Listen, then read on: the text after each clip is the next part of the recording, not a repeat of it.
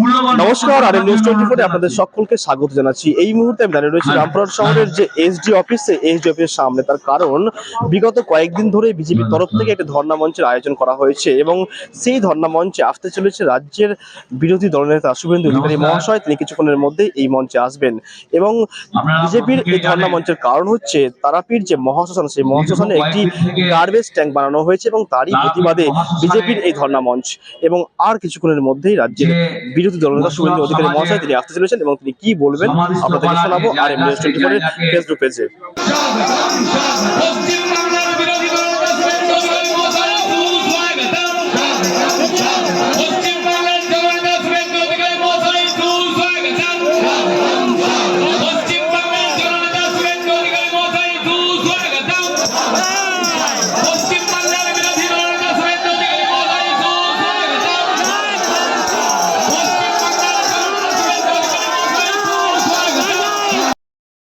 মমতার পুলিশও ওখানে করছে, আপনি আটকাতে পারলেন আমাদের? আমরা আহতদের সঙ্গে মিট করেছি, রামনবমীটা ভালো করে সাঁইতিয়াই করতে বলে এসেছি, সব রকম সাহায্য করব। মিথ্যা মামলা করেছেন, জামিন করাবো, যা দরকার করব, যা সহযোগিতা দেওয়া করব। যদি ভেবে থাকেন যে আমাদের হাতে গুন্ডা আছে, টাকা আছে, অস্ত্র আছে, বালির খাদান আছে, কয়লার খাদান আছে, পাথরের খাদান আছে, মাফিয়া আছে, অনুব্রত মণ্ডল জেল থেকে বেরিয়ে এসেছেন, তাই যা খুশি করব ও জিনিস কিন্তু হবে না।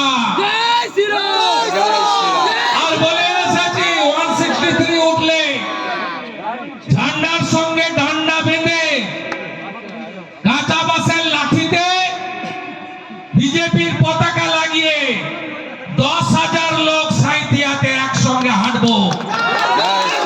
পারলে হাঁটকে দেখাবেন। এরপরে কিরনারেও যাব আমরা, লাভপুরে, নানুরে, সেখানেও হামলা হয়েছে দোল পূর্ণিমাতে।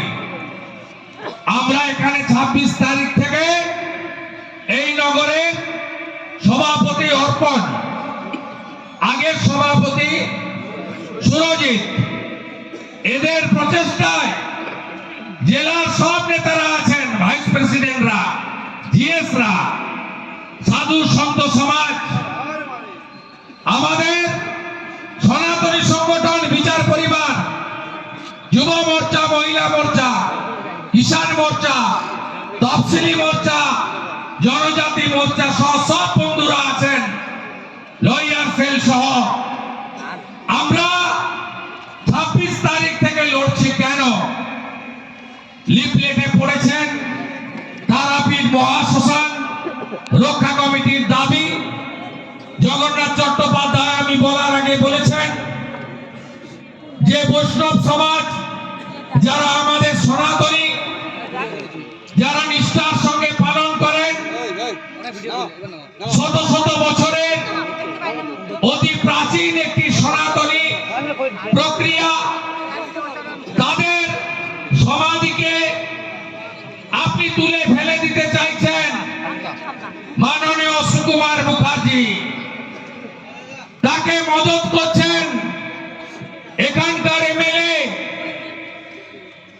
যিনি গত বছর 23 সালে ঘাড় ধাক্কা খেয়েছিলেন বকটুইতে, আশিস ব্যানার্জি, এবং তার তোলাবাজ ভাইপো, ওটারও নাম অভিষেক। সাথে তো পুলিশ আছে, সাথে তো তারাপীঠ ডেভেলপমেন্ট অথরিটি এবং সাধারণ প্রশাসন, এসডিও সহ তারা আছেন। আমাদের এই মহাশ্মশান একটি পবিত্র জায়গা। তারাপীঠ মহাশ্মশান ইতিহাস প্রসিদ্ধ, গোটা ভারতবর্ষ নয়, ভারতবর্ষের বাইরে থেকেও হিন্দু সমাজ কলকাতা এলে তাদের যেমন কালীঘাট দক্ষিণেশ্বরে যাওয়ার ইচ্ছা থাকে, ঠিক তেমনি তারাপীঠে মায়ের দর্শন, মাকে প্রণাম করা, এই ঐতিহ্যকে শ্রদ্ধার সঙ্গে সম্মান জানানোর কাজ করেন পশ্চিমবঙ্গের প্রাক্তন রাজ্যপাল, ভারতবর্ষের বর্তমান উপরাষ্ট্রপতি। কয়েকদিন আগে জগদীপ ধনখড় জি এসেছিলেন আমাদের গৌড়িয়া মঠে, বাগবাজার নবদ্বীপের যে প্রধান শাখা, সেখানে বৈষ্ণব সমাজের একটি বড় কর্মসূচিতে সেটা অ্যাটেন্ড করার আগে তিনি তারাপীঠে মায়ের দর্শন করে, পুজো দান করে, প্রণাম করে গেছেন।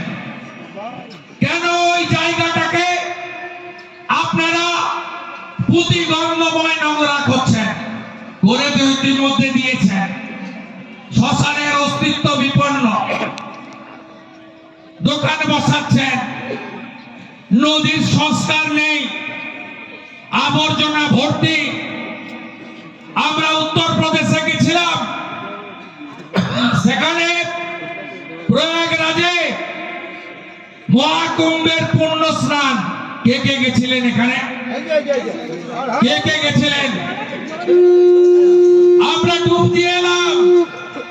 66 কোটি হিন্দু, বাংলার 3 কোটি হিন্দু, চোখের সামনে যোগীজি, মোদীজি তাদের গঙ্গা মা, যমুনা মা, সরস্বতী মা কি পবিত্র, কি পরিচ্ছন্ন আমাদের এই নদীগুলো, যাকে আমরা মাতৃরূপে প্রণাম করি, পুজো করি, সেই অমৃত জল মাথায় দিয়ে আমরা নিজেদেরকে ধন্য বলে মনে করি।